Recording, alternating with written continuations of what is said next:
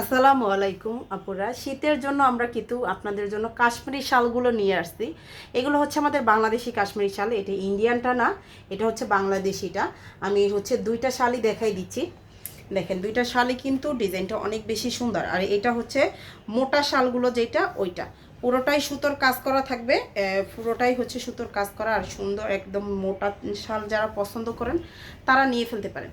তারা হচ্ছে এগুলো নিয়ে ফেলতে পারেন। 5.5 হাতের বড়, 3 হাত চড়া 5.5 হাতের বড় শাল থাকবে, সাথে এরকম টার্সেল করা থাকবে নিচের দিকটায়। আর এগুলো কিন্তু সুন্দর করে সুতোর কাজ করা আছে। ভিতরের দিকটা দেখাচ্ছি, এই যে দেখেন ফিনিশিংটা।